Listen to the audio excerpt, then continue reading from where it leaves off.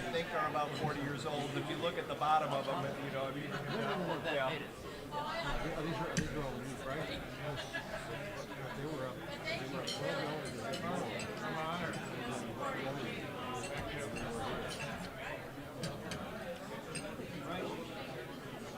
One of the things that we do, well, literacy has been a big push within both Rotary and the club. And, you know, one of our recipients for a number of years was Make Way for Book. And even though they're not our direct benefactor of our fundraising, so what we do is we actually ask the speaker if they'll go ahead and just sign the book and put it in there. Karina does a great job on kind of picking up, depending on who the speaker is. So.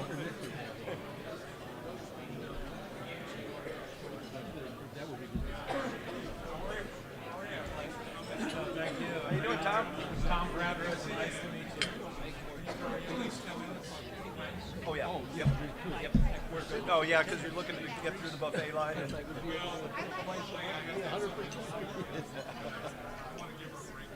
Good. Happy birthday. Thank you, man. Tom? Happy birthday. You have a family here My parents migrated out here. They both had passed away a number of years ago. And then I do have a brother of mine that he lived here. I kind of followed them out. Then he left for about 15 years and just moved back here about a year and a half. But my wife's a Tucson native, so there's plenty of family on that side of the ledger. Now, where are you originally from? from New Jersey. Okay. And you're willing to admit that? New Jersey's God's country. That has a bad rap. I spent a lot of my career in Tucson, Florida. A lot of different programs. So in the last 7 years,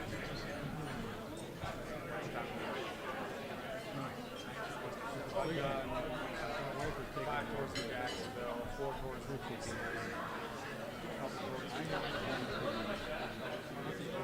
Okay, forever. the Bay Area,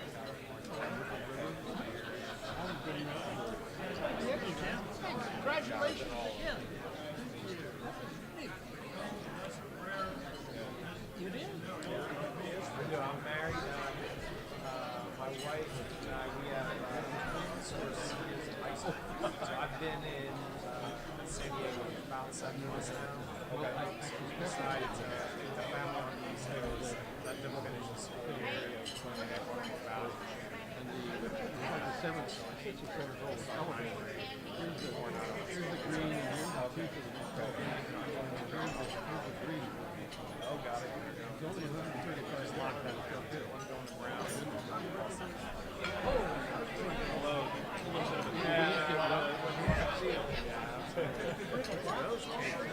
Yeah. Wow. Boy, that you know, when I said you get the special dessert, I didn't realize that. There is a doctor in the house, so you can Yeah. eat the whole thing. Oh, right here. What I got. Our birthday boys. Nice. Admiral, I'd like you to share. I can't eat that. Thank you. You know, you have a birthday coming sometime this year. So you guys for any one human being. I tend to stay away from sweets. This is the lighter to light the candle. Happy birthday, Susan.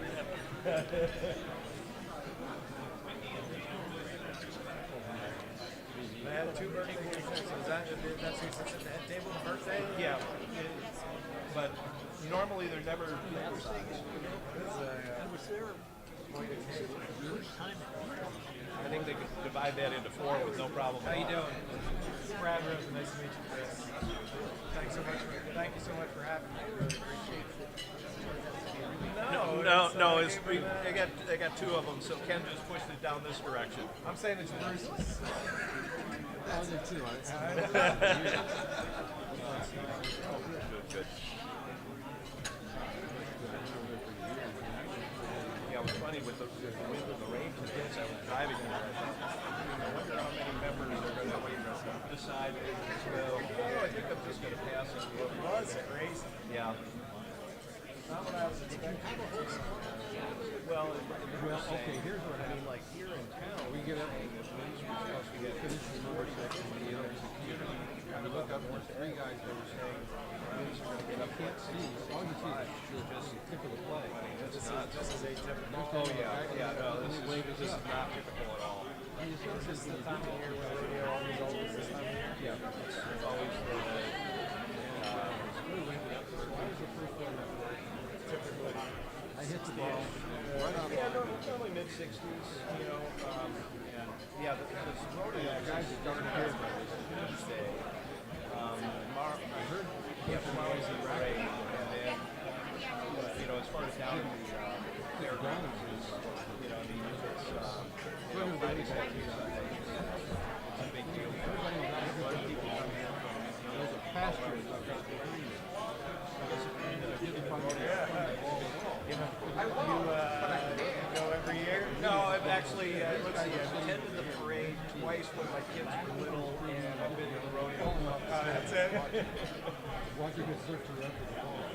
Actually, one other thing, I was originally planning on doing this. I was going to actually leave today after the meeting, because because it's rodeo weekend, the White Mountains, And then all these guys started really screaming at 4 hours. really, and they're skiing up there. Okay. And because only Tucson knows now, Or whether they were like this when the ball was there, the winds are bad, things of that nature. So I had some that came up that really postponed the ski trip for another, whatever, 2 or 3 weeks, and that'll take another run up there. Your children are grown now, Bruce? Or? Yeah, my youngest is, he will turn 22 next month. He's got graduate from UVA in December, and then our older son is turning 30. And he and his wife live in Phoenix and are expecting their first child. Congratulations. And then I actually have a grown stepson, 43.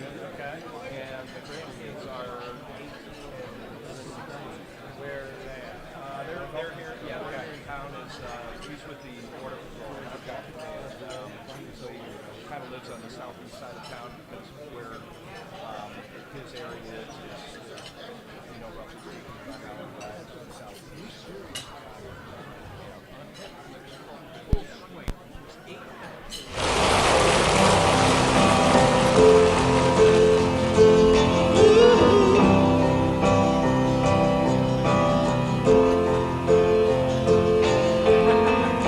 Imagine there's no heaven.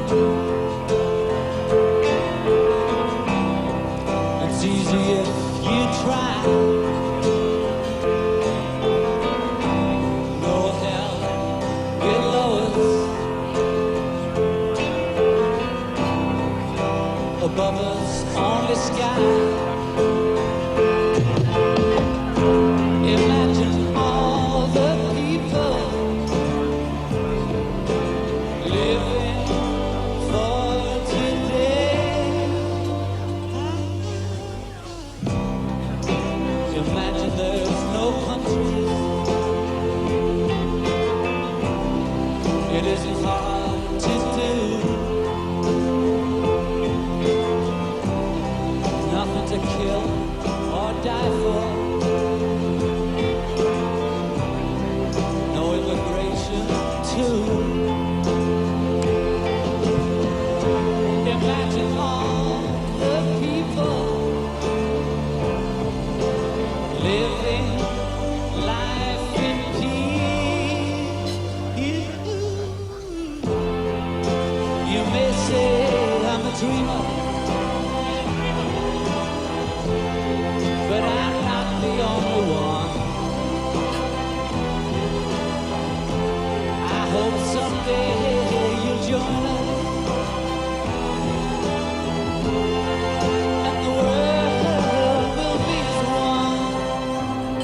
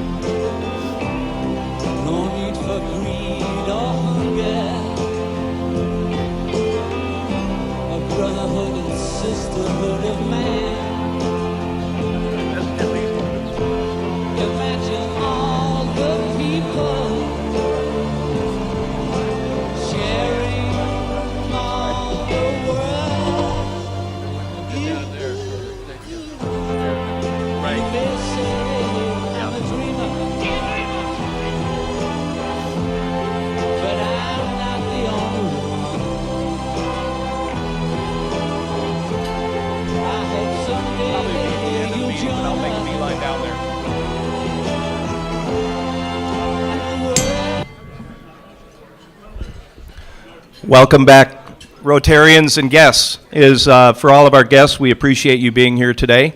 Hope you have a good time. And for those that might be tuning in virtually, hope you enjoy the program today. So we're going to go ahead and get started with the pledge and song. If I can have Gracie come up here. She just joined us in November this past year, is with Arizona Catholic Tuition Support Organization. So Gracie, welcome, and then we have America the Beautiful afterwards. Please join me. I pledge allegiance to the flag of the United States of America and to the republic which stands one nation under God, indivisible, with liberty and justice for all.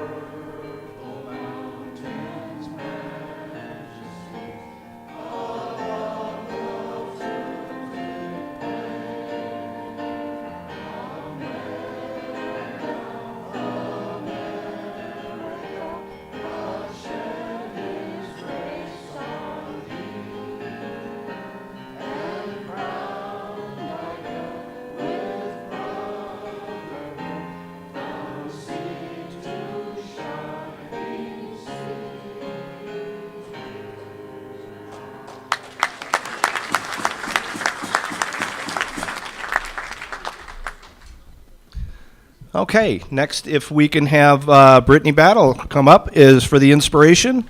Joined us in May of last year with Social Venture Partners and U of A grad. All right. Thank you. There's nothing more romantic than looking out and seeing our Rotarians dressed in their finest rodeo attire and our military attire as well. How many people had to go into their closets today to look for their cowboy boots or to shine up their buckle belts? Yeah. When I stood in front of my closet this morning, I thought to myself, what would Dan Guare do? That's right. Most of you know Dan because he's been in this club longer than I've been alive. And if you don't know him, you certainly hear him over there at the loud table. That's right. Dan wears his hat 100% of the time. So I tip my hat to you, Dan, and everyone else who felt the spirit of the desert and the Western spirit today. We are celebrating 98 years of the rodeo. Isn't that incredible? The only thing older than that is Stu Goldman right here sitting in the front. And actually, Tucson Rotary is 100 years old, so we're a little older there too. So, and I bet our founders of the Rotary were at that rodeo because it was the talk of the town. As a matter of fact, the headline in the Arizona Daily Star read, "Cowboys are asked not to shoot up the town." Taxi fare to the rodeo grounds was 25 cents for a party of 4. The prizes in 1925 included a 750-pound block of ice and 100 pounds of potatoes and a big cactus ham. The purse was a fabulous $6,650, which is still pretty good. And now it's up to $460,000. The first rodeo was held where TMC is now, and now we have multiple events with bull riding and barrel racing as the fan favorites. Over 1,000 horses are at the Tucson Rodeo Parade, which is a beautiful sight. If you haven't seen it, please go. And in 1967, the Tucson Daily Citizen reported that 41 House members have joined in introducing a bill which would make the beautiful bolo tie the official state neckwear. Yoo-hoo! We're so blessed to live in Southern Arizona because as innovation, technology, and inflation advances all around us, we could easily become a society that doesn't appreciate the sport or the art of rodoing.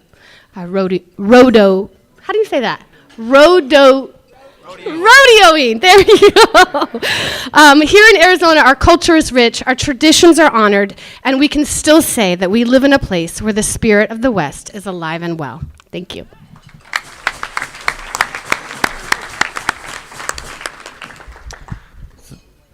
Thank you.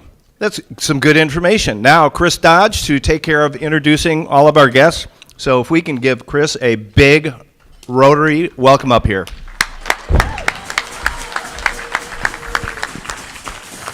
I did a hitch kick, or my version of it. No extra charge for that today, guys. Came free. Yeah. Oh, you missed it? Oh, yeah. The next one will cost you $20. Guest, we are so happy that you're here, a part of the Tucson Rotary Club today. Please welcome an Oro Valley Rotary president, guest of Brittany Battle, Steve Whitheft, right there. And District Governor-elect, Don Jorgensen. Stand up so we say hello. Hi, Don. Guest of Mitch Pizik. Say hello to Marisol Ramos. Sorry. Hi, Marisol. Guest of Monty Clausen. Say hi to Joni Clausen. Hi, Joni. Guest of Tom Moulton. Say hello to Misha Burrows. Hi, Misha. There you are. Guest of Curtis Dawson. Say hello to Becky Bennett. Hi, Becky. Guest of Brittany Battle. Say hello to Luke Smith. Right over there. Hi, Luke. And I think that's all I have. So back to you. Thank you, Chris. Now to go ahead and kick off our program is first I want to introduce Navy Lieutenant Mike Miller. He's Reserve Public Affairs Officer working with the Navy Office in Community Outreach. The people who put together Tucson Navy Week going on this week. Lieutenant Miller enlisted in the Marine Corps in 1998 and served until 2005. He received his Navy commission in 2013 as a Reserve Public Affairs Officer. In his civilian capacity, he is the Deputy Public Affairs Officer for Naval Service Training Command in Great Lakes, Illinois, which oversees the programs except for the Naval Academy. So please welcome Lieutenant Miller.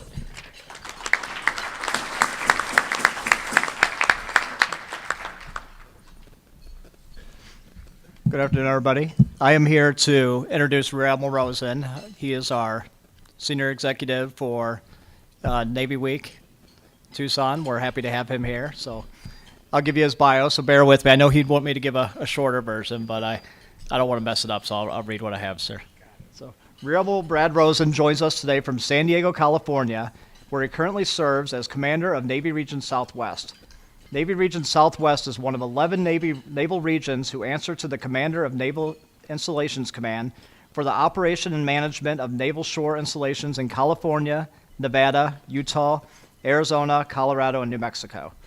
He is a native of Randolph, New Jersey, and is a 1995 graduate of the United States Naval Academy, where he graduated with honors with a degree in political science.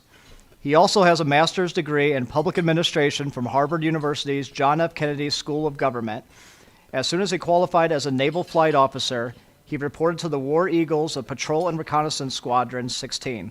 He later served on the USS John F. Kennedy and was a department head with the world-famous Pelicans, providing a forward naval presence to ensure a free and open Indo-Pacific region. Admiral Rosen has been a weapons and tactics instructor and has served as a strategic planner for the Chief of Naval Operations for information, plans, and strategy. He was also an executive assistant to the Director of Air Warfare and was selected for the Defense Secretary's Corporate Fellows Program. He commanded Naval Station Norfolk, the largest base in the Navy and the largest base in the world, naval base. While the commander, he and his team earned the Commander-in-Chief's Award for Installation Excellence. Rear Admiral Rosen assumed command of Navy Region Southwest in May of 2022. Ladies and gentlemen, it's my pleasure to present Rear Admiral Brad Rosen.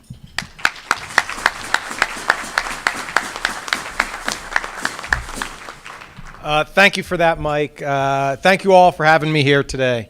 I was going to come up and follow Chris's lead and try one of those hitch kicks, but I'm pretty sure I would end up at the hospital. It's wonderful for me to be back in Tucson. In the summer of 1994, as a midshipman at the Naval Academy, on my summer cruise, I flew a A4 into the Boneyard from Naval Air Station Key West. But it's been almost 30 years since I've been back here, and it's certainly wonderful to be here, and you all are tremendously gracious hosts.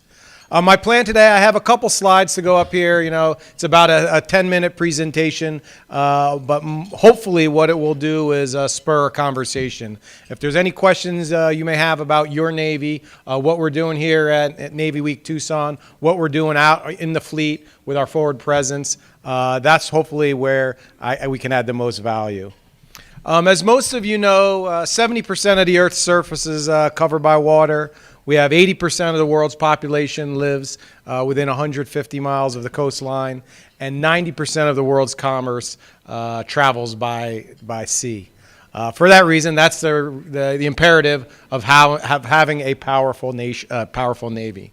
And your Navy is out there operating forward 365 days a year. We are the nation's away team. So our presence, our goal is to keep our adversaries on their toes and making sure that we protect the American way of life, which you talk so fondly about in your opening comments here. About 40% of the United States economy is tied to global trade, and about 26% of that is tied to shipping. About 20% of that, of all agricultural products across the United States, are sold overseas and transported via the sea. So again, that is the reason that we have and maintain such a powerful, the world's most powerful Navy. And that Navy, as you all know, is not built overnight. It takes a lot of time to invest in that Navy, to maintain that Navy, and to keep us ready. And we are all so appreciative of the support of places like Tucson, where we get for that Navy, and the investment that we make to keep us operating forward. So my plan in the next couple slides, I'm going to give you the briefest of overview of what the Navy looks like today, and then kind of neck it down into my small role and what I do as the commander of Navy Region Southwest. So for those who don't know, we have an active duty Navy of about 340,000. We have another 50-ish thousand reservists and another 200,000 civilians about. For those who don't know, the United States Marine Corps is part of the Department of the Navy. So the Navy and the Marine Corps together represent about 1 million people, active reserve and civilians across the Navy. We have a little under 300 ships, 293 as of earlier this month, 11 nuclear-powered aircraft carriers, what you see in the Top Gun movies, as well as about 3,700 aircraft. And the aircraft that we have in the Navy are, in numbers, about the same as what the Air Force has as well. So almost as many, the same number of aircraft in the Navy as in the Air Force. Our primary warfare areas, we have surface warfare. So what you think of the Navy are gray combatants that operate overseas. The workhorse of that is the Arleigh Burke destroyer. We have about 70 of those right now. We have about 30 amphibious assault ships. Kind of think of them as smaller carriers, not nuclear powered. And then we have a whole bunch of other combatants that are used to support the fleet. Oilers, supply ships, littoral combat ships, which are smaller. We're currently investing in the Constellation-class frigate, which is a replacement frigate going to be based in the Pacific Northwest in Everett. In undersea warfare for submarines, we have a fleet of about 65 submarines. All of them are nuclear powered. 50 of them are fast attack submarines, and then 14 of those are nuclear missile submarines that are a third of our nuclear deterrence triad. So in the national defense of the United States, we have sea-based nuclear deterrence, bomber-based nuclear deterrence, and shore-based missiles-based deterrence. So currently we have 14 Ohio-class SSBN nuclear-powered submarines. The Navy's #1 acquisition priority right now is the recapitalization of those into the Columbia-class submarine, and that is ongoing over the next 20 years. As I mentioned before, we have 11 aircraft carriers and 11 aircraft carrier air wings. The workhorse of that, which you see flying right here, is the FA-18 Hornet. Both can use to be strike land targets as well as conduct air-to-air combat. Being replaced by the F-35, 5th generation stealth fighter. A carrier air wing has about 70 aircraft on a carrier air wing, which is larger than the air forces, the entire air forces of 75% of the nations around the world today. Special warfare. We have 8 SEAL teams, part of Special Operations Command, that are supported by 3 special boat teams and 1 SEAL delivery vehicle team. The SEALs were founded in 1962, and they are the nation's premier special warfare force used across the world. We also have explosive ordnance disposal.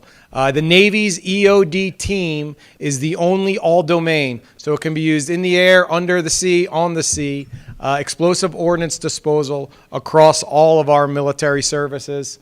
And then lastly, we have information warfare. So everything that you think, though, that gets done in cyberspace, all of our intelligence planning, all of our cryptology, cryptographic warfare, that is all done in the space that we call information warfare. So we have a robust presence in that as well. So that's the broadest of overviews of what you have going on in the Navy today.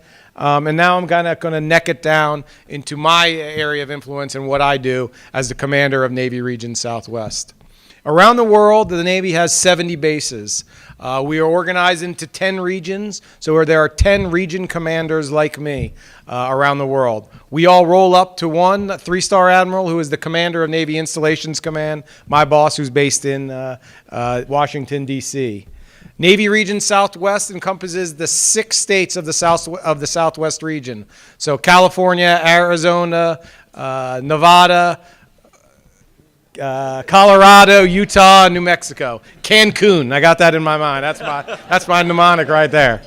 So we'll cover 10 bases. 9 of those bases are in California, and the 10th being Fallon, Nevada. In the other 6 states, I have another 14 reserve centers, as well as all the ROTC units, and I'm responsible for the Navy's access to training ranges, environmental compliance, and energy policy in the entire Southwest. My region in San Diego, Metro San Diego, we have 3 bases, and in California goes up to naval support activity out in Monterey. And then for those who don't know, out in Fallon, Nevada, unlike what you see in Top Gun Maverick, Top Gun is not in San Diego. It is actually in Fallon, Nevada, so that's one of my installations as well. As I mentioned, we have 10 installations.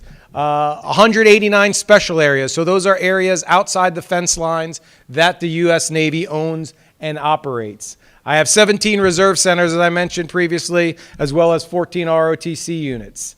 We have a plant replacement value of about $12 billion. I have $800 million budget, about 10,000 employees. We're supporting active duty sailors and their families of around 114,000 people, active duty wise. With family members, that's a total of 325,000 people. And what I do as the commander of Navy Region Southwest, I'm responsible for air operations, port operations, security, facilities, infrastructure, family housing, childcare, morale, welfare, and recreation. So all of the non-sexy things that you need to do in the Navy, that's in my portfolio. And that is by design. That is, we want our fleet operators focused on operating the fleet while the region commanders can engage with the local community in forums such as this and operate all of those support functions. So it's truly a privilege for me to do that, and I'm glad to be a part of that. And then what we're doing out there in the Navy every day, these are pictures that you see in the news. In the bottom left is U.S. Navy ships with Russian competitors, and then on both the right-hand side are with our Chinese in the South China Sea. So that is happening every day forward across the world. We are operating against and with our allies and partners in support of their efforts and their operations to keep the sea lanes open and keep the sea lanes safe. And again, by design, we do that forward. Takes a lot of time, takes a lot of effort, takes a lot of training on the home front to be able to continue to operate in such an environment. And then how do we do that? We do that with the amazing people that we have in the United States Navy. For those who don't know, the United States Navy is, like many of you, like all of the military, we're facing some recruiting challenges right now. The 350,000 people that we have on active duty is our maximum end strength. But this year's recruiting numbers are going to be a challenge for all the military, much like it is for all of you, I suspect many of you, in hiring a workforce for your respective industries. For those who don't know, in 1995, about 40% of young Americans had a parent who served in the military. As of today, that's only 15%. Today, in the young people in the age 18 to 25 demographic, which is our primary recruiting pool, about 75% of that population is ineligible for military service. So that's because of drug use, physical fitness, criminal records, etc. So we are recruiting from a population of only about 25% of our window. And really, of that window, only 15% have a propensity to serve in the military, and that's because they have a family connection to it. About 80% of today's active duty force has a family connection to the military. So as a society, we look to change that. We think doing things such as Navy Week Tucson is wonderful to make sure that all of you know what your Navy is doing out there, and that all of you as the influencers can make young people understand the value of military service. Because if we as a society limit ourselves to those who have served previously, that pool continues to shrink smaller and smaller. So I'll finish my comments today with some thoughts on young people today. I often get asked, I wouldn't be surprised if I get asked it later today, hey, how are we going to do if we face off in a war with China? What is the threat of China today?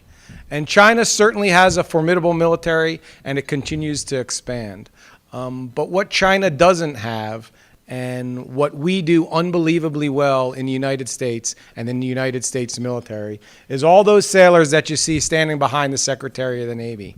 They represent our asymmetrical advantage, and they are the reason that we will prevail in combat against the Chinese, against the Russians, or against any other adversary that might be out there.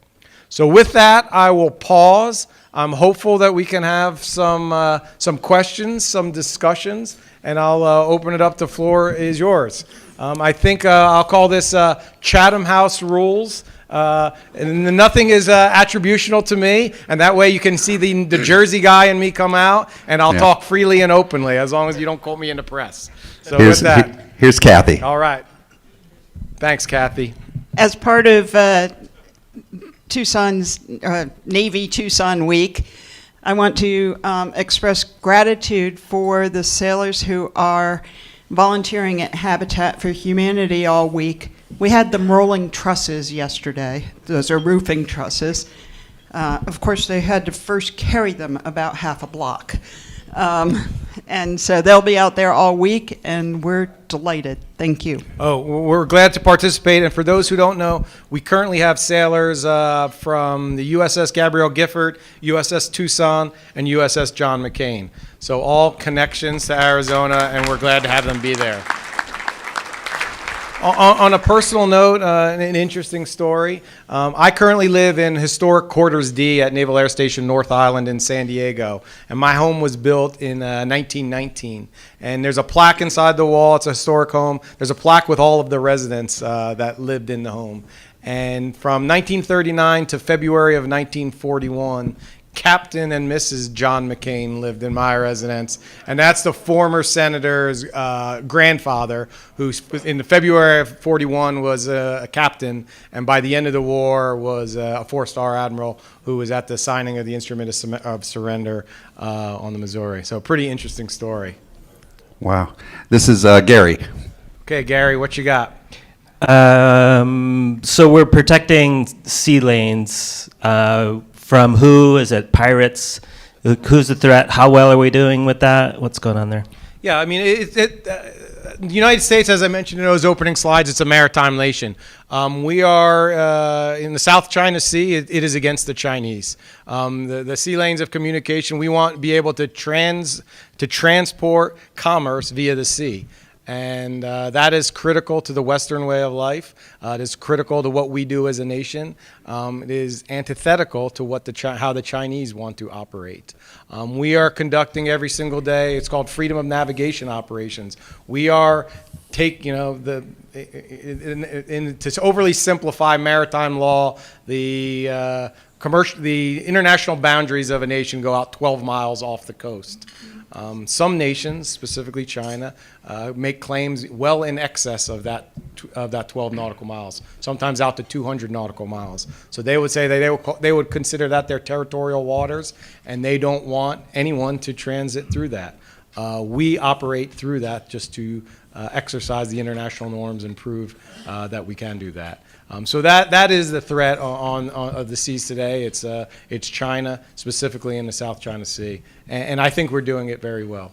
Again, reason that 90% of that commerce travels via sea is because we can, and your Navy will continue to ensure that happens. Rob Lamass.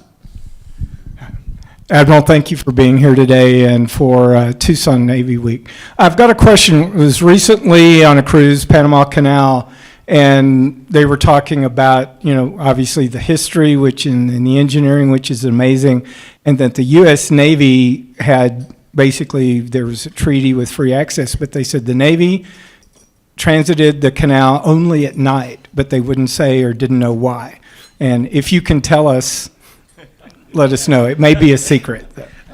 Most of those, it's what you would expect. Most of the times, anytime transiting through a canal is a vulnerability for any vessel, and so if there are security concerns, sometimes we would do that at night as well.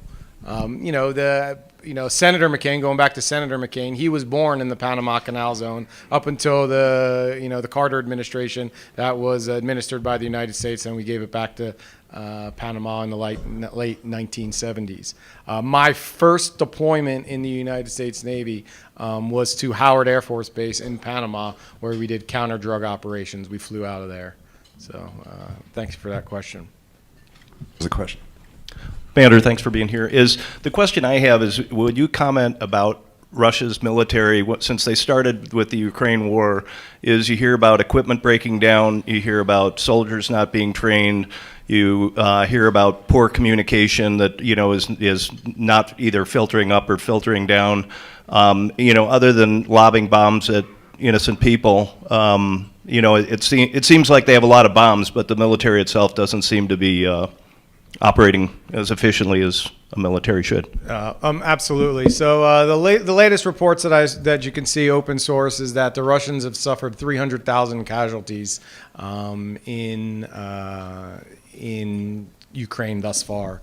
I think what the Russian experience in Ukraine illustrates, and what it reinforces for the United States, is the importance of logistics. So the capabilities of the Russian military forces themselves, operating close to their homeland, they have some good capability. What they have failed miserably at over the last year, we're now approaching a year of this, is being able to keep their forces supplied, keep them operating forward, and that is all related to logistics. And what the Navy does especially well is logistics, because the challenges that Russia faces in Ukraine would only be exacerbated by us operating in the South China Sea. We realize that. We spend a lot of time investing in that. We have a large focus, and that's what the United States Navy does very well, operating forward with an extensive logistics tail. And there's a tremendous lessons learned there for the Russians when it comes to those logistics. But thanks for that, Bruce. Mitch has a question right here. Commander Rosen, God bless you and your team and your families for everything. Thank you very much. I hope that there are limited even though we spend almost $1 trillion, we have limited resources. I hope your team get your fair share. I have a question. 15% to 25%. That's not a big pool. And it used to advertise on TV, which isn't going to be effective. What are you doing to try to attract our best and brightest? Okay, I'm glad that you mention the advertising on TV, because and how we I'll put all of us in there, how we heard about the military when we were in the 18 to 25 year age group. Because no one in this room, I don't think, is in that 18 to 25 year group. So if we were reaching all of you, then I think we would be failing because we wouldn't be reaching them. So we spend a ton of effort, a ton of money now operating on where 18 to 25-year-olds are today, and that's in social media. That is e-gaming. So that is where our presence is, on internet influencers. That is where we do our focus because they don't watch TV like they used to. But what you will start to see some more TV commercials for the military, and that's not because we're looking for 18 to 25-year-olds. We're looking for their teachers, their parents, their principals, so that they understand that the Navy or the military is a viable career path for their young people. So that when a student athlete, high school student athlete, goes to his or her coach and says, "What should I do with my life?" The coach keeps that awareness in the back of mind. So that is a shift that we have recently implemented because we missed out on that when we went strictly, online to social media. But thank you for that. Here's Bruce over here. All right, Bruce. Thank you, first of all, for your service and for being here. Other than the obvious of flying off of aircraft carriers, can you compare and contrast what your naval aviators do versus the Air Force aviators? Sure. Well, there's two things. The flying off the carriers is one, and two, flying over the water is the other. So I have a lot of friends that I went to grad school with that were Army helicopter pilots, and they were nervous. Nervous is the best word. It's probably not the right word, but they were just not comfortable ever flying over the water. When you're in a helicopter and you're flying over land, if you have an emergency, you just land. The Navy is constantly operating over the water, and in my community, Maritime Patrol and Reconnaissance, I spent a career at 200 feet in a 130,000-pound aircraft hunting submarines. That is just unique to the Navy. The Air Force and Army, while they do lots of things very well, that's just not something that they typically do. So that and the carrier would be the two biggest differences. Thank you. We have Tim over here with a question. Thanks, Admiral, for being here. Are you familiar with a movie, I think it was Tom Hanks, and called Captain Phillips? Yes. And the pirates along the Mogadishu? Yep. How is that situation? So that's it. So I have my last deployment when I was in command of a squadron. I spent 6 months in Djibouti, and I have several hundred hours flying over Mogadishu in support of our efforts against Al-Shabaab, which is the terrorist organization in the Horn of Africa. So I think largely that effort, it's ongoing. It's largely successful. You don't hear much about the pirating anymore. We have successfully thwarted that. But the ISIS affiliates in the Horn of Africa in particular gets a lot of focus by our special operations community right now. So I think we're doing, we have done very well against the pirates, and we are continuing to do well. It's a continuing ongoing operation against ISIS and counterterrorism in that part of Africa. But thank you for that. So Rear Admiral, you talked about nautical miles, and that's spelled N-A-U-T, nautical. But the speed that you go are knots, which is K-N-O-T. Do you guys purposely try to confuse the public? That's a great question, and I never thought of that before. Okay. Where I thought you were going is, what's the difference between a nautical mile and a statute mile? Well, there's that too, yeah. But I'm more concerned why you're trying to confuse the public. That's what we do. You don't need to answer that. All the other branches of the services, the ranks are the same, right? The Navy, you got admirals, ensigns. A lieutenant in the Navy is a captain in the other services. A captain in the Navy is a colonel in the other services. So we like to keep you on your toes. You're absolutely right. I appreciate that. Yeah, adds to the seasickness. It's job security. Yeah, for that's sea right. services. Here's Mike. Thank you for what you do. You mentioned the 12-mile radius, and then what the Chinese prefer, the 200. I know there was a little dust up in the Strait of Taiwan. I don't know what the distance is there.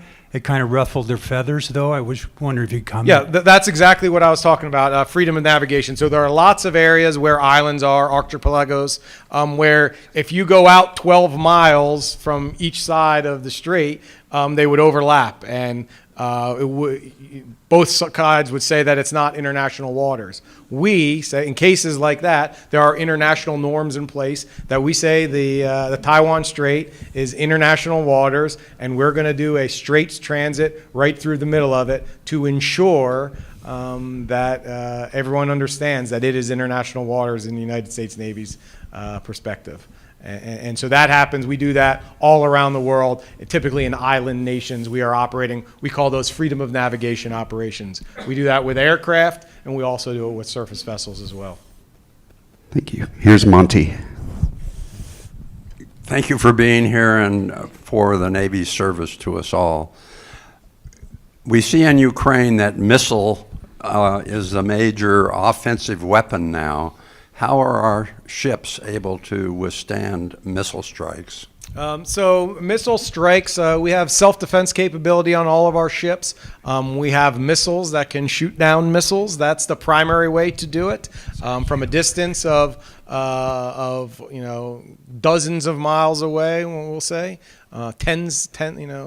dozens. I guess is probably the safest way for me to say that. And then we also have a system called a phalanx, close-in weapon system, which is a Gatling gun, a machine gun that can fire 6 rounds per second, and it shoots depleted uranium rounds at incoming missiles. So that's like when stuff gets within 3 nautical miles of a ship, we would shoot it down with a giant machine gun. So lots of capability. Again, what the whole system that we use to protect our ships is called the Aegis system. AEGIS, and it's a very, very effective system.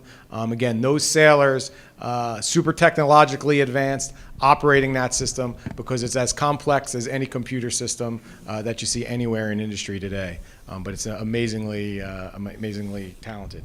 In the Horn of Africa, off the coast of Horn of Africa, in the Red Sea, really, within the last several years, we shot down missiles that were coming towards our ships. They weren't going to hit our ships, but we engaged them with. All right, here's Judy. Hi, thanks for being here. I wanted to ask you to comment on what the challenges are in the Arctic, particularly in light of climate change, and where you see the Navy's role in that. So climate change, the impact of climate change on the Navy, being that we're in a coastal environment, it is a concern for us. And it's a concern because it's good because of our concern for the environment, but it's also a national security concern. If we are unable to operate from our bases, we will not be able to conduct the training that we need. We will not be able to do everything that we need to continue to operate forward. So while the bases themselves are a concern, it's also a concern the communities surrounding those bases, because 90% of Navy sailors and their families live on the community. Unlike in decades past, where everyone lived on military housing inside the fence line. By design, only about 10% of our force today lives in military housing inside the fence line. So 90% lives on the community. So if there is nuisance flooding out in the community, even if our installations are safe, it's problematic for us because our sailors can't get to work, can't get to their ships. So we spend a lot of time, a lot of investments working with our community partners to ensure that the infrastructure upgrades that are necessary in our surrounding communities also support us as well. Again, it's critical for national security, and we continue to pay a significant attention to it right now. So thank you for that. Rear Admiral, thank you so much for your time. All right, thank you.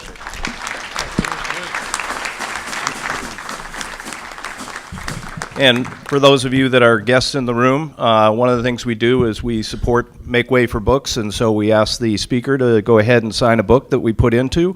And this one, Dorina, again, did a great job, U.S. Navy alphabet book. So.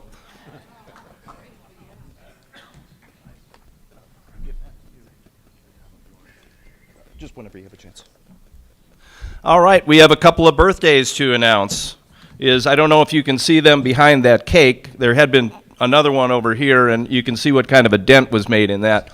And by the way, Chris, going back to keeping people on their toes, you did a good job on making sure that, the podium was between me and you, so, I wasn't able to see as you were, fielding questions, so I appreciate that. So first up is Don Clark. His birthday is today, so everybody showed up for Don's birthday today. Retired CPA is, but one of the things that I didn't know is, he spent time bartending, a psychiatric technician, firefighting, debt collecting, and cabinet making. So please welcome Don up here for his birthday.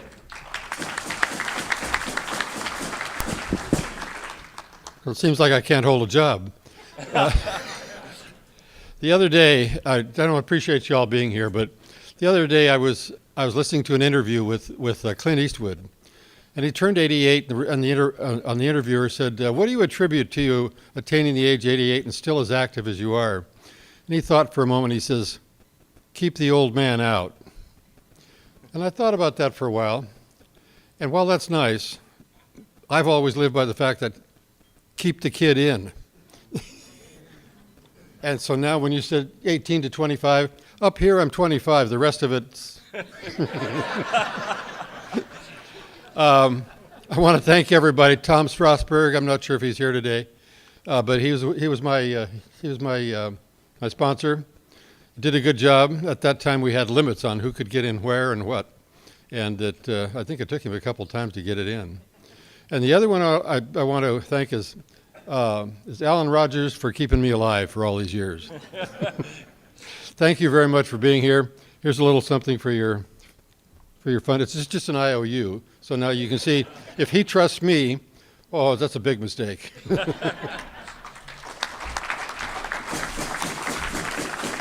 What's that saying? I'd rather owe you than cheat you. There you go. So next up, Ken Light. His birthday is on the 24th.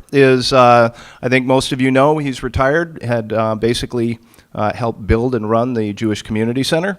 But something that you didn't know is in December is he became a great grandfather. So Ken, come on up.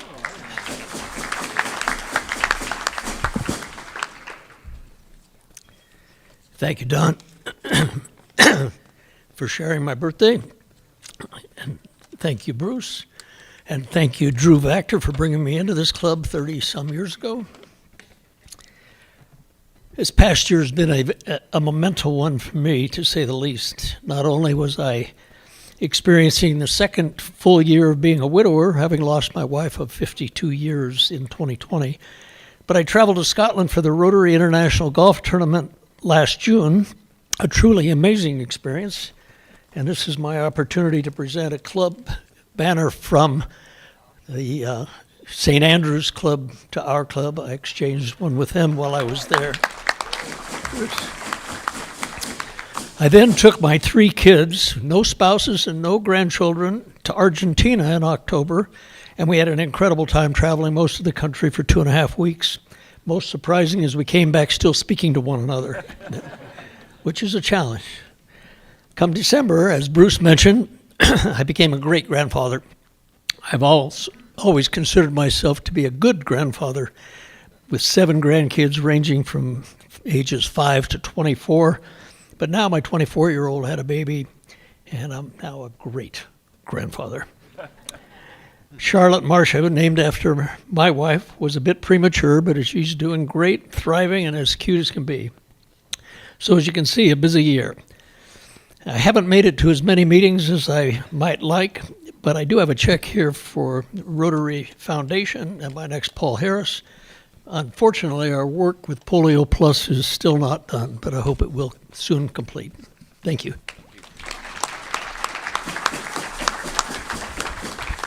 Thank you. Chris, can we get a microphone for down on the floor as we have a new member introduction, and Sandra Johnson with Indy Realty is going to take care of that introduction.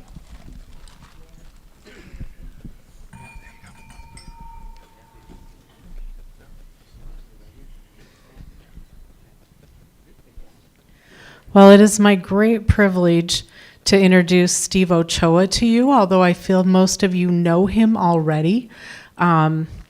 You probably know him as a businessman, as a media guy.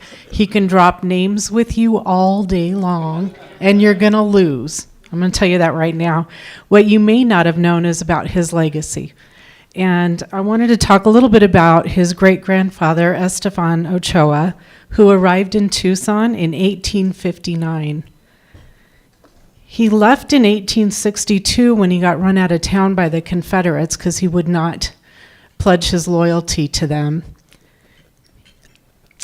He came back 2 years later, returning in 1864, and opened a mercantile and military supply that's just south of Ochoa and Stone. In 1875, his great-grandfather was elected as mayor. He served twice and then also as a territorial legislator. And he donated land for one of the first, I believe, private schools in Tucson. And that's as far as I got in my book, which is about this thick. So forgive me for stopping there, but I think that his great-grandfather would be proud of him today to know that he carries on the generosity and kindness that his grandfather was known for. So, Steve Ochoa.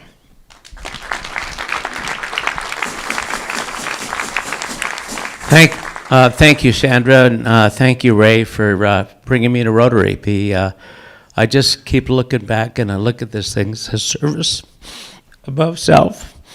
And it's such important, and I talked to Don over here, and what I really liked about that, he says that's a really wonderful value.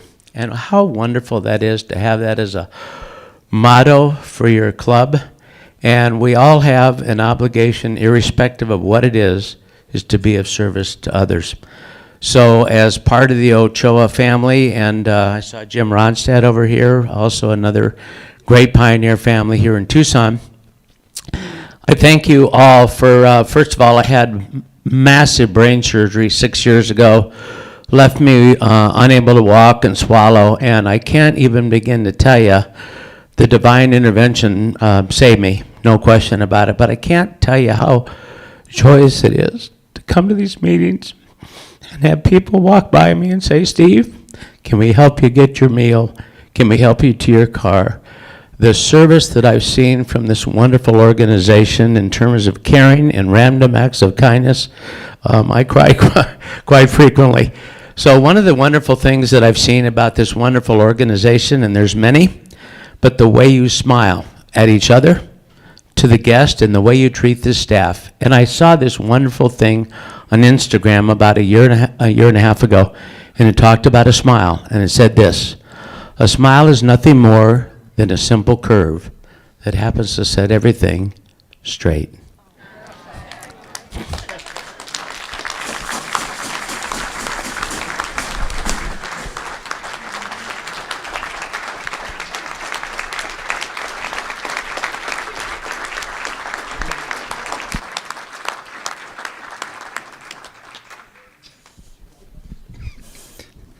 All right, we have Jen Hoffman to give a presentation at the front now.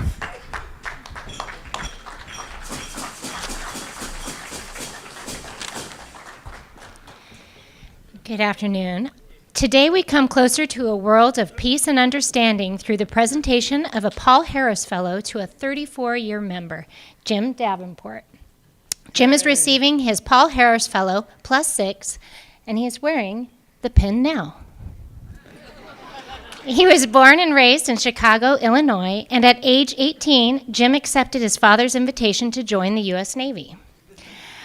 The Navy introduced Jim to Southern California, and he never looked back to the Midwest again. He graduated from Cerritos College in 1972 with a degree in prosthetics and orthotics and moved to Tucson in 1979 after having purchased Tucson Lemon Brace. He joined Rotary Club of Tucson in 1989. Jim and his wife Janice recently celebrated 39 years of marital bliss. That's a big one. Jim sold Tucson Lemon Brace and retired 25 years ago. Just prior to retiring, he bought his Lexus 400, which he continues to drive today. It says drive, not push, just saying.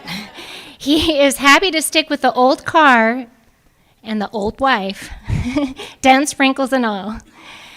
Something that brings a smile to one's face is when you email Jan and Jim Davenport that instead of using their last name in their email, they use the word sofa. Who would have thunk of that?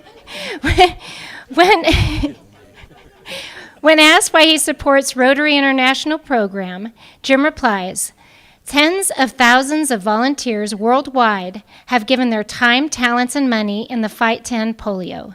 These efforts have given hundreds of thousands of children a polio-free future. I remember what a big deal polio was when I was a kid and how happy everyone was when the vaccine became available. Rotary's commitment to eradicating polio worldwide has become a spectacular success, and we are almost there." Okay, are you excited? Because right now, I have his special parting gifts of little or no value. Whoops, it's not the hand sanitizer. We have here a patriotic pillowcase to remind you of your father's wisdom to have you join the Navy, introducing you to the life outside the Midwest. And we have a special Rotary keychain in honor of your many years as a Rotarian and to keep your Lexus keys safe and sound. You can always find them. If you, my fellow Rotarians, would help me in congratulating Jim on his Paul Harris Fellow.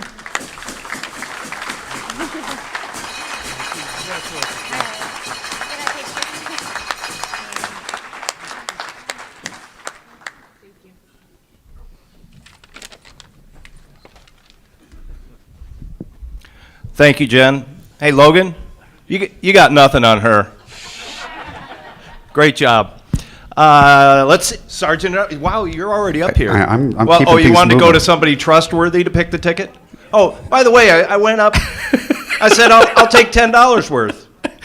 But then he gave me takes a my 20. He says I've got no change, but he's got all these fives laying around on there. He's gave me $20 worth of ticket. They better be winners. There better this be time. winners. Well, I forgot to tell you, it was No Change Wednesday. 2 tickets, grandstand for the parade tomorrow. Yeah, and the weather's supposed to be nice. No rain. 50 degrees. It'll be beautiful. $30. Who wants them? 30.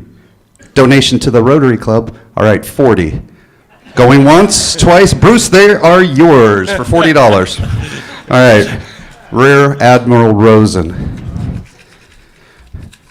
I don't know what your ranking is because you tried to explain it to me earlier, but you seem like a trustworthy person, so I'm going to go for it. 10% finder's fee. 10% finder's fee. All right, here are your cards, guys, or the ticket numbers, right? Here we go. 331, thank you, sir. 331-463. You were almost a winner. Somebody. Oh, Steve Pickering has won. I have $95 in my pocket plus Bob Logan's Costco card. I'm not kidding, I do. So he owes you $10 or you get his Costco card. All right, and so that's 95 and Costco card. There's a King of Clubs here. If you choose this out of the deck, Steve will win an additional $2,200 some odd dollars. Pressure.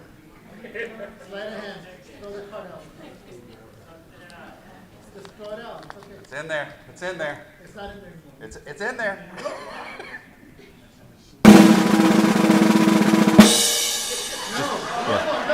Just not the king. Whoa. And Rear Admiral Rosen has chosen the King of Clubs!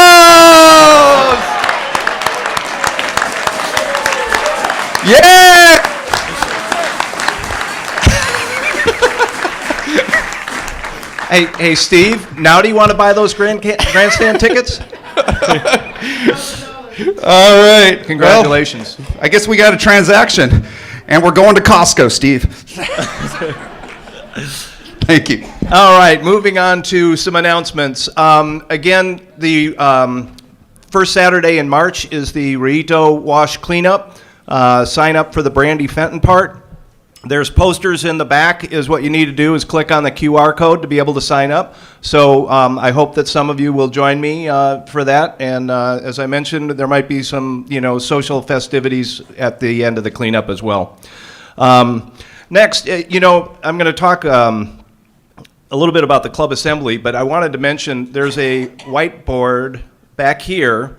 And this was one of the suggestions from the assembly, talking a little bit about working on better communications within the club.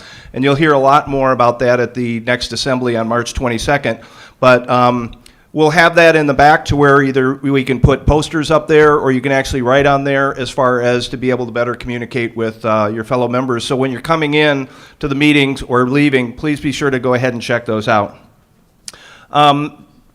I just wanted to take a couple of minutes and talk a little bit about the club assembly. First, thank you for everybody that has taken the survey so far. We have, at last count, I think we're up to about 120. But we, like I say, we'd like to hear from everybody. So if you haven't taken the survey, please go in and go ahead and do that. I haven't seen any of the results. The cutoff is next Wednesday, March the 1st. So I haven't seen any of the results, but just from the club assembly that we had, and in kind of processing all the notes that everybody took at that meeting, just a lot of great positive feedback, a lot of great information, and some of these things, even before the next assembly, we're planning on implementing, such as the board back there. You're going to hear in just a couple of minutes about a book fellowship starting up. For many of you in this room, a number of members are very interested in the wine fellowship starting back up. So like I say, there's been a lot of great suggestions that have come up. We'll talk more about that. One other that happened is we're now making sure that there's things posted on the calendar on Club Runner. So if you go in, click on the calendar, is instead of just having the speakers. And so one of them was all the hikes that Bruce Richardson has put together. And when I submitted it, the comment that I got from Mark Urban is he didn't realize that it was Bruce Richardson organizing these hikes. As he said, it looks like a death march. Is because he's training for the Grand Canyon and not everybody wants to go hike, 10 or 12 miles and, like to the top and bottom of the mountain. So, some of you have heard me say this. I was going to wait till the club assembly, which is on March 22nd, but that's too late. So in honor of those that don't want to, hike 10 or 12 miles, I'm going to do the first official Saturday saunter on March the 25th. Which is going to be meeting at Brandy Fenton and sauntering down to St. Philip's Plaza and wandering the farmer's market, maybe having a cup of coffee or a mimosa if you want one, and then saunter back. So more information will come out about that. But again, just a lot of great feedback coming from the assembly. People have continued to go ahead and either call me or send emails. Please keep it coming, and please mark your calendar for March the 22nd, which is going to be the follow-up assembly with all the feedback from the first one as well as the survey. Next is Margaret Higgins, President-elect, is to talk about the four-way test Orville McPherson Award.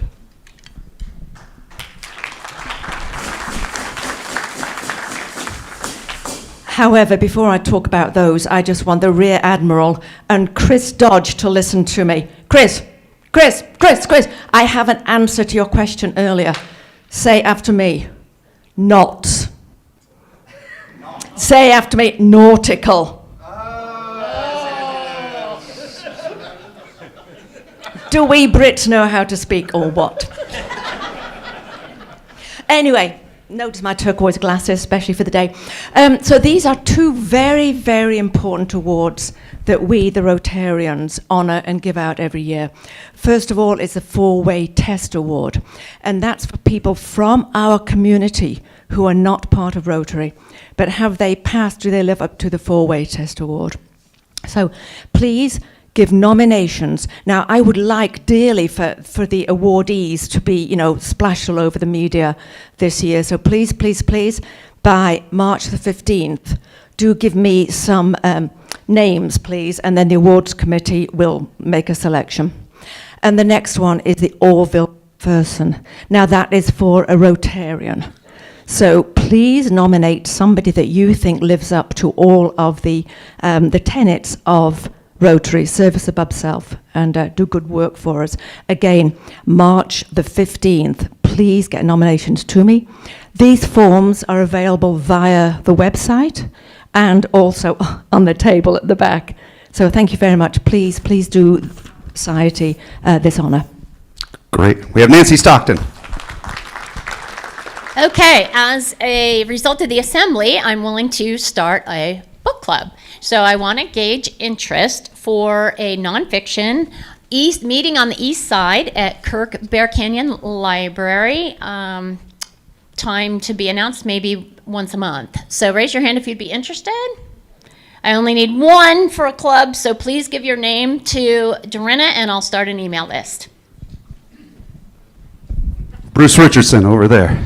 Hey everybody, so those of you that like to join me on the death marches, you're going to have not one, but 2 opportunities in March, as I've booked on top of a bunch of club events on March 4th. But there will be a second hike of 10 plus miles at Phone Line in Sabino Canyon on March 11th as well. So hope to see you death marching through the desert with me. Thank you, Bruce. 1 minute. Brittany, it's yours. Hi, I'm here with Steve Withoff. Steve is a dear friend, a mentor, a coach of mine, but he's also the president of the Oro Valley Rotary Club. And we're here to talk to you about an event that they're having March 26th. And it supports a couple nonprofits that are really near and dear to my heart, to support kids and to support youth, to help get educational opportunities. So Steve, tell them about the event and why they should come. Yeah, it's our Rotary event, and I just want to say something must be in the air because somebody won our raffle on Thursday. So I don't know what it is, but the event is called Taste of Oro Valley. We have 11 local restaurants participating. They give out samples of food. We have margaritas, wine, and beer. Brittany has tickets, so. If you'd like some tickets, you can talk to us more about it. It's from 4:30 to 7:30, as you said, on March 26th. It's a Sunday afternoon. We have a great band. It's called One's All. They're a family band. It was really well attended last year, and we're hoping to get even more attendance this year. And one of the things Brittany didn't want to say is the primary beneficiary, we always pick one every year, of this year is going to be Edge High School. And Brittany is the president of the board on Edge High School, and I'm on the board, so she's my boss. So be nice to her. Thank you. Okay. Thank you. Appreciate it. All right, Bob Logan, you got one more. All right, Happy Jackson. Before I do that, Ken Light, congratulations on your great-grandchild. Just a thing that you need to know, I've got 2 30-year-old sons, girlfriends, no weddings anywhere in the marketplace. And my wife is saying all the time, we're going to be in diapers before we're changing diapers. So, well, wondering what I've been doing since being president. Got to find your passion, and I've been working on a passion for 6 years. And 6 years it has come to fruition, and it's on a great day that we're announcing a book club. I've just published a book. It came out about a month ago, and I'm really proud of it. It's going pretty well. It's won some awards. There are some people in the room that have provided testimonials: Curtis Dawson, Carrie Strug, Diana Medeiros, Chuck Cecil, Dave Hickey, and some others. So I'm pretty proud of it. It's a nonfiction memoir. A lot of the Camino de Santiago is in there that I've walked 3 times. The chapters are things like fear, failure, adversity, challenge, change. So you can jump to anywhere you want to read about something on that topic. So it is on Amazon, it is on Barnes & Noble, and I'm proud to say it has been selected for the book festival. So I will be at the book festival from 1:30 to 4:30 on Saturday, March 4th. So what's that? Oh, the name is Let Your Path Find You. And by the way, I brought 6 books. Diana bought one, and I have a Square account, and she was the first one for me to learn how to do this, so I don't look like a fool at the book festival. So if you want to buy a book, I've got a couple here. Congratulations, Bob. All right, it's all yours. Congratulations, Bob. I wanted to thank everybody for attending today. Certainly glad to have our guests here. I hope you enjoyed the program, and if you have more questions about Rotary, please reach out to us. We would love to have you as a new member. For those of you that don't regularly contribute to the scholarship cups, there's cups on the table. If you have a couple of dollars you're able to throw in, that would be great. Commander, thank you for being here today, and thank you all for your service to our country. We appreciate that. Don and Ken, happy birthday. Steve, welcome to the club officially. And congratulations, Jim. So next week is going to be Kevin Lehman, Families and Birth Order. He's always entertaining, and we look forward to having him back. So now if we can finish with a toast. And as you know, I kind of like quotes, and I've, in the last handful of years or so, I've sort of become a little bit of a history buff, so I finally finished Hamilton the other day. And so to finish with a couple of quotes, the first one was from George Washington. It follows then, as certain as the night succeeds the day, that without a decisive naval force, we could do nothing definitive, and with it, everything honorable and glorious. And second, Theodore Roosevelt, a good navy is not a provocation of war, it's the surest guarantee of peace. Hear, hear. And we are adjourned.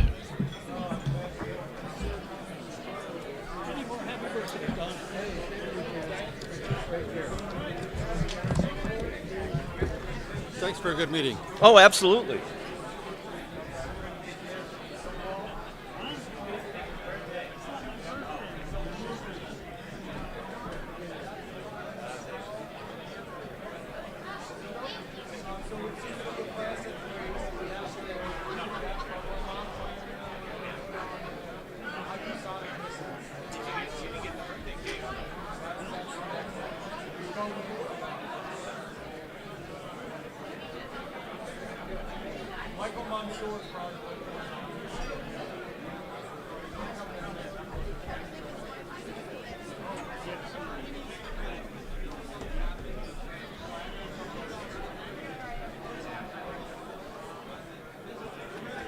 Sorry, Dad.